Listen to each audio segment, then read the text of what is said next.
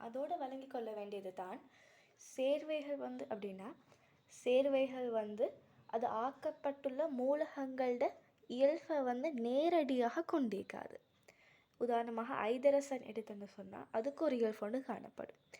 Oxygen எடுத்துக்கொண்டா அதுக்கு ஒரு இயல்பொண்டு காணப்படும்.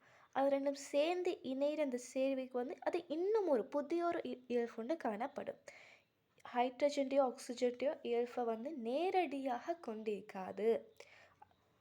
அதே மாதிரி சேர்வைகள் வந்து ஒன்றுக்கு மேற்பட்ட சேர்வைகள் கலக்கிறதால கிடைக்கிறது வந்து கலவைகள். கலவைகளை நாங்கள் ரெண்டாக டிவைட் பண்ணுறோம். ஏகவின கலவை, பல்லின கலவை.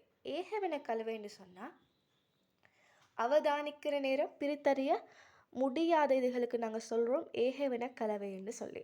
உதாரணமாக எடுங்க, இதில் நீரும் அதே மாதிரி குளுக்கோஸும். நீரும் குளுக்கோஸ் ஒன்றுக்கு மேற்பட்ட சேர்வைகள் தானே. ஒன்றுக்கு மேற்பட்ட சேர்வைகளாக நாங்கள் இருக்கிறோம் நீரும் குளுக்கோஸும். நீரில் குளுக்கோஸை போட்டு கரைச்சோன்னைக்கு அது ஃபுல்லும் குளுக்கோஸ் ஃபுல்லும் கரைஞ்சிடும். இப்போ எங்களுக்கு அதை பார்த்து சொல்லிடுமா இதில் எது தண்ணி, எது H2O, எது குளுக்கோஸ்னு சொல்லி? எங்களுக்கு அப்படி வேறு பிரித்தறிய இயலாது. அப்படிப்பட்ட கலவைகளுக்கு நாங்கள் சொல்கிறோம் ஏகவின கலவை. அதுக்கு நாங்கள் ஸ்பெஷல் பேர் கொடுக்குற கரைசல்னு சொல்லி. பல்லின கலவைன்னு எடுத்துக்கொண்டால் ஏகவின கலவைக்கு ஆப்போசிட். பல்லின கலவை வந்து அவதானிக்கிற நீரை பிரித்தறிய முடியும். உதாரணமாக மண்ணீர் எடுங்க.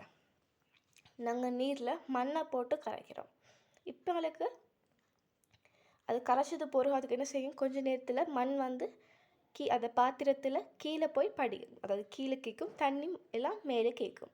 இப்போ எங்களுக்கு இதுதான் தண்ணி, இதுதான் மண் சொல்லி எங்களுக்கு வேறு பிரித்தறிய இயலும். இதுக்கு நாங்கள் சொல்கிறோம் பல்லின கலவைன்னு சொல்லி.